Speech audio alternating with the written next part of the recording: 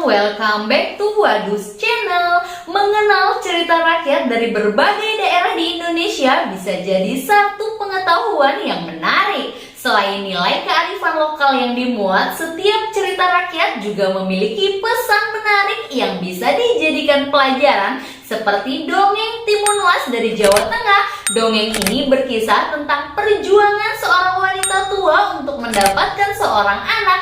Namun setelah ia mempunyai seorang anak perempuan, justru anaknya tersebut harus diberikan kepada raksasa hijau yang super jahat. Daripada penasaran, gak usah lama-lama, ini dia kisah Timun Mas dan raksasa. Seperti biasa, sebelum kita lanjut, jangan lupa pencet tombol subscribe dan nyalakan tombol loncengnya. Sekarang kalian semua duduk senderan, siapin lumpia basah, es teler, garang asem, dan kita mulai. Intro.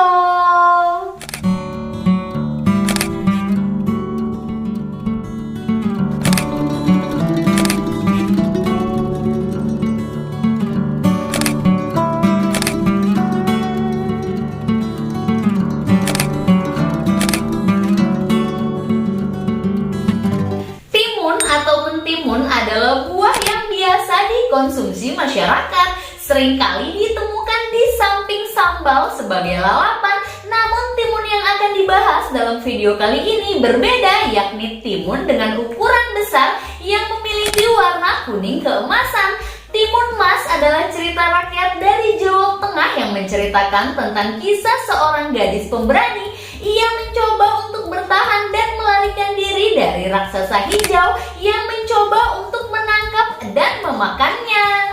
Ini dia kisah Timun Mas dan raksasa.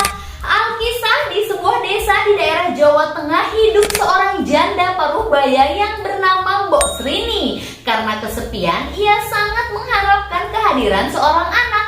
Namun sayangnya harapan itu pupus karena suaminya telah meninggal dunia. Setiap hari tiada hentinya Mbok Srini selalu berdoa agar bisa diberikan seorang anak untuk menemani sisa hidupnya. Apalagi ia hidup sebatang kara. Ia sungguh mendambakan seorang anak hadir di hidupnya. Mbok Srini hanya dapat menunggu keajaiban untuk bisa memiliki anak. Ia berharap keajaiban terjadi padanya dengan selalu berdoa siang dan malam kepada Tuhan Yang Maha Kuasa agar dapat diberikan anak.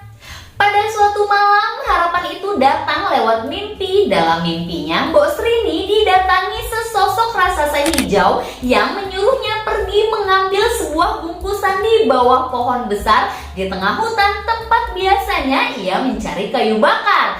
Saat terbangun di pagi hari, Mbok Srini hampir tidak percaya dengan mimpinya semalam. Ia berpikir mungkinkah keajaiban akan benar-benar terjadi padanya? Ia pun bertanya dalam hati dan ragu.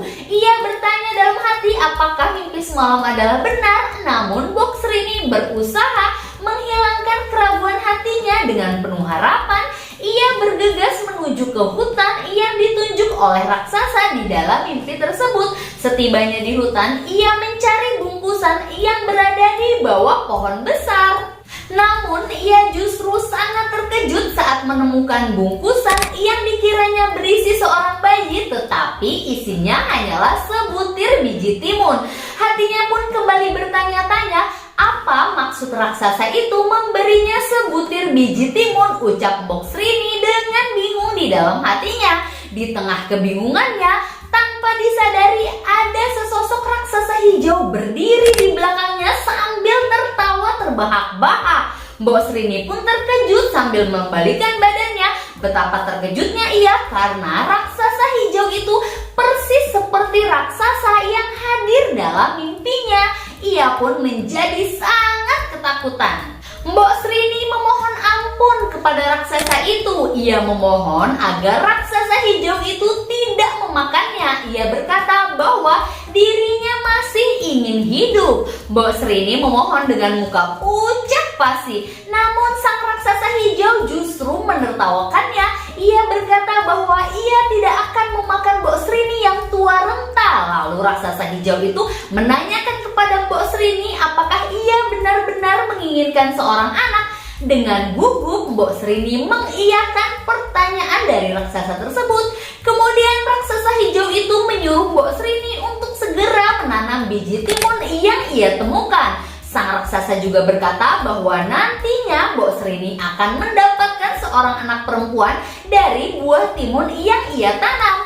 Akan tetapi sang raksasa juga mengajukan syarat kepada Mbok Srini, yaitu ia harus menyerahkan anak perempuan itu kepada raksasa hijau saat ia sudah dewasa, karena anak perempuan itu akan dijadikan santapannya. Karena begitu besar keinginan Mbok Srini untuk memiliki anak, tanpa pikir panjang, Mbok Srini menyanggupi syarat yang diberikan oleh raksasa hijau tersebut.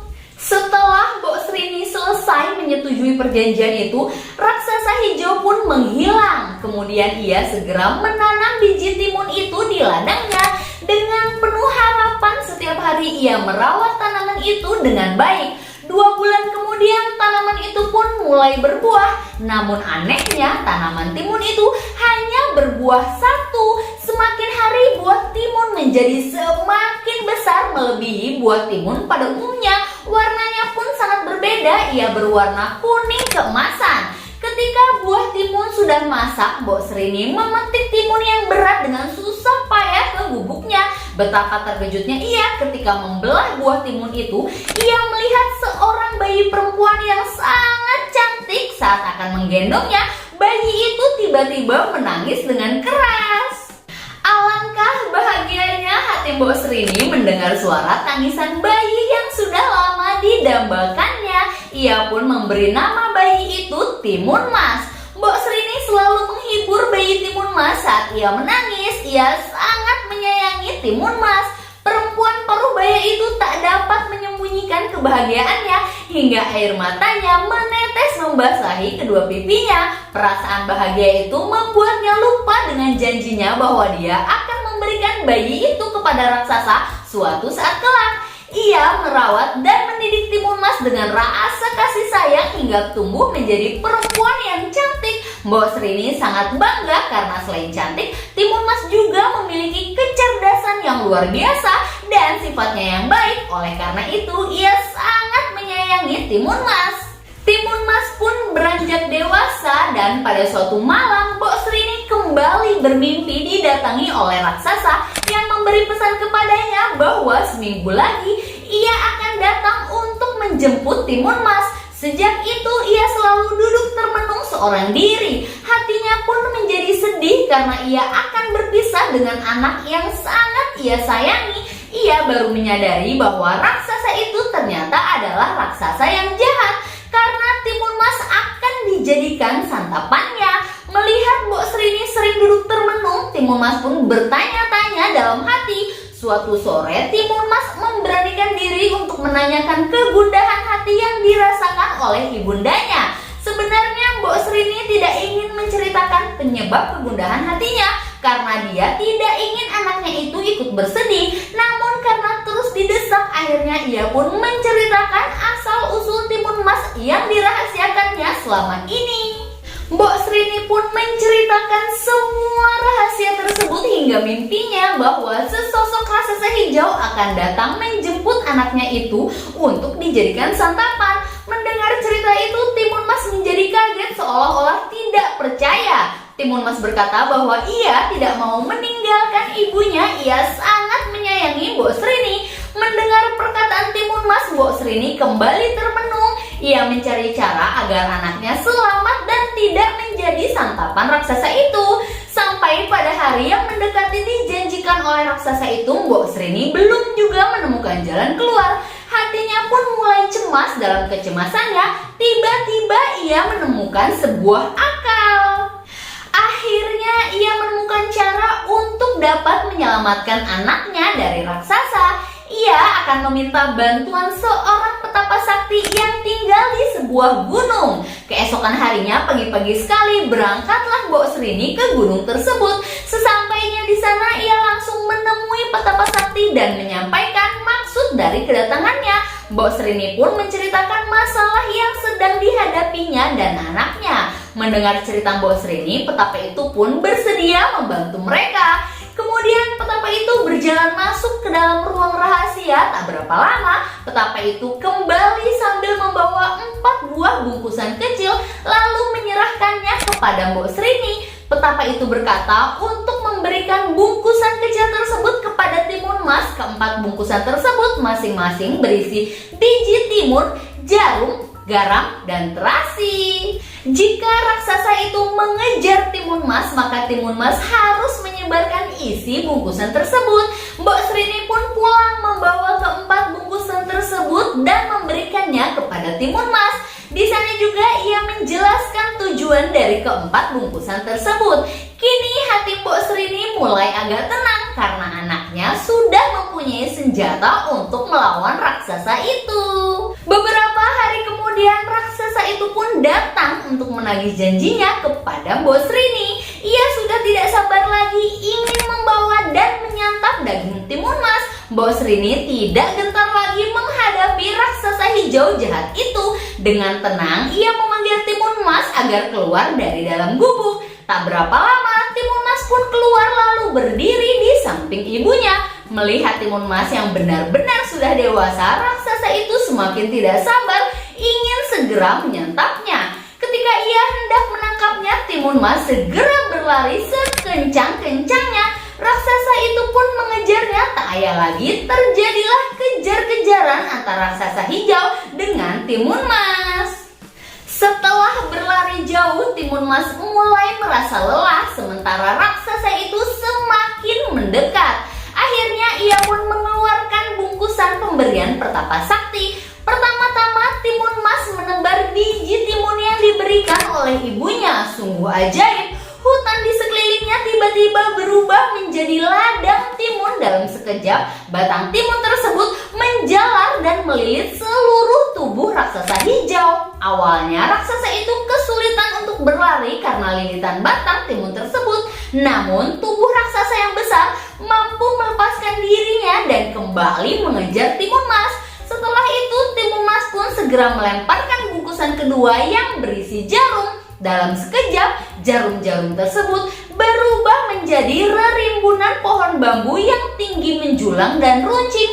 Namun sekali lagi raksasa itu mampu melewatinya dan terus mengejar Timun Mas walaupun kakinya berdarah-darah karena tertusuk bambu tersebut.